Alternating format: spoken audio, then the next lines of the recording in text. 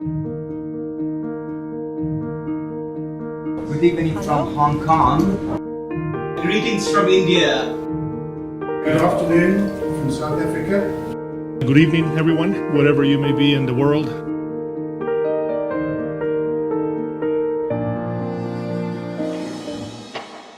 Vintage wines and multimedia technology to tell an even more global story of wine.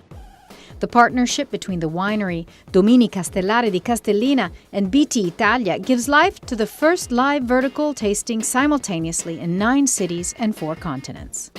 New York, London, Madrid, Milan, Munich, Johannesburg, New Delhi, Shanghai, and Hong Kong. A next-generation network of international conferencing links the world around a glass. This is the idea behind the first wine tasting that invents a new way to appreciate wine. Digital, global, vertical. I hope that you are going to enjoy the quality of the wine that we are going to taste soon. And we are very proud about the quality that we provide to our service, to our clients as well.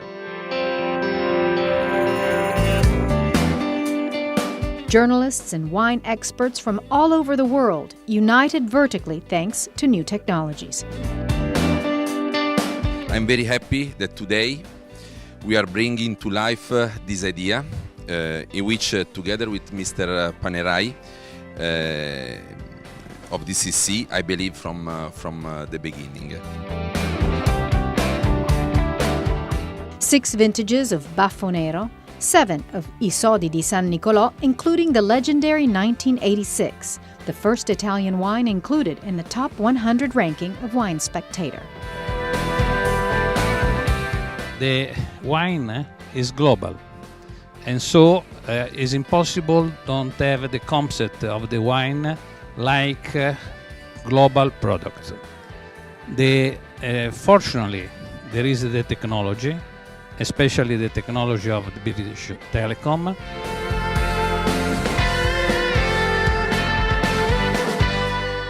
I'm really excited and extremely happy to drive you on this way to discover the main characteristic of the 2 top wines that we produce.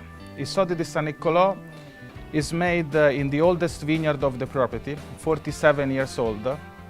And this is made with, since the beginning, with a blend of 85% of Sangioveto, the clone of the Sangiovese clone of Castellare, called Sangioveto, and 15% Malvasia Nera. One of the few super Toscan without Cabernet, without Merlot, and without any other international grapes. Sodi di San Niccolò is the latest, the vineyard is a single vineyard and is the latest in terms of harvest every vintage. Usually the harvest of this wine is made between the 10 and the 15 of October. And immediately after the malolactic fermentation, we move the wine for 2 years in French oak barrel. I consider I Sodi di San Niccolò a serious wine. Why I say serious? Because there are a lot of important, funny wines. In this case, we have a serious wine. What is a serious wine? It's a wine that you can drink in the important moment of your life. For me, the best wine that I tasted today is 2010, because I consider that in this moment, 2010 is the more open wine. My first impression is the quality of the 2007, being the first vintage, really showing beautifully today. There's still a lot of fruit there, but it's got good complexity for the first vintage, for vines that were 8 years old at the time. My other impression is that moving through the wines to the 2012 vintage, and as you say, I've had the opportunity of tasting 2013, I feel like they're gaining complexity.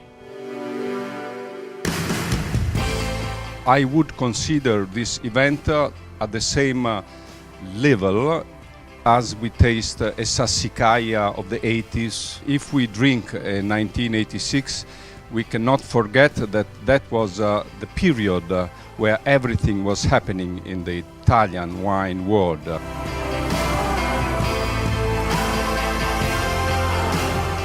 2006, 2009, 2010 were more intellectual vintages. There's a clarity about the fruit.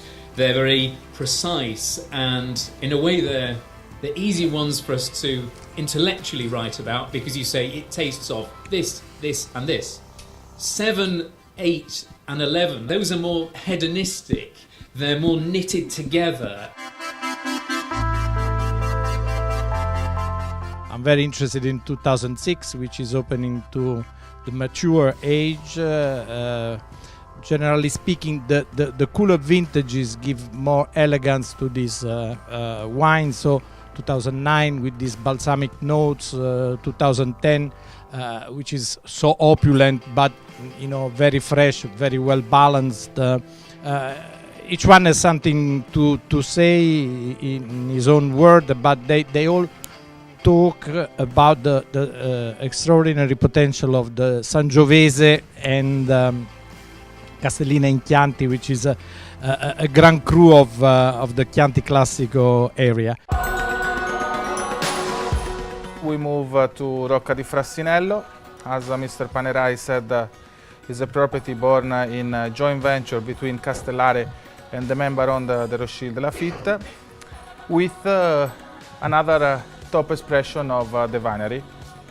The wine name is Baffonero, 100% Merlot, born in the cellar, designed by Renzo Piano architect. This wine was born to be the real challenger of one of the most famous Italian wines, Masseto. This wine is made in the first vineyard planted in the property in 1999, and where we take only one cloister for vine. This is a unique thing to know about this wine. This is the only one red wine produced in Rocca di Frassinello winery with 100% new French oak. How you made such a good wine in 2012, I have no idea. You've made a stunning wine from Baffonero in 2012. I think you've done a brilliant job. Thank you very much.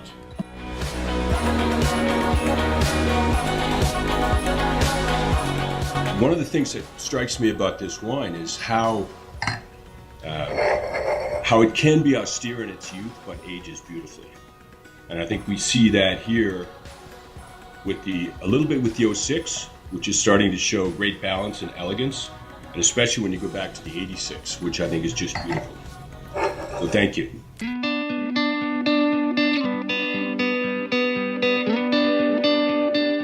I love the idea that so openly Mr. Panerai decided to make a challenge with Masseto, which is, I think, it's a great act of respect.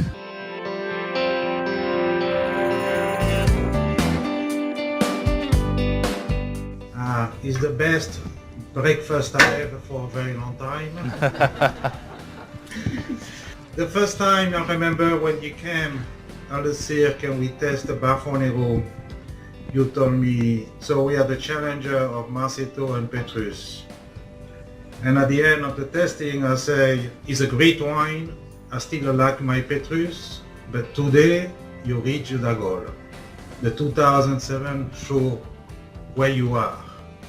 And I want to congratulate you for that. Tasting the wines from 2007, 2012, you can see that there is such a strong passion and determination to become one of the best wines that we ever had in Italy for a long time. I'm not sure that if we have to compare always this wine to Masseto, to Petrus, or to other wines at such level. I think this Baffonero has their own identity, and sure enough, many other wines in Italy and maybe also outside Italy, they will take Baffonero as a benchmark.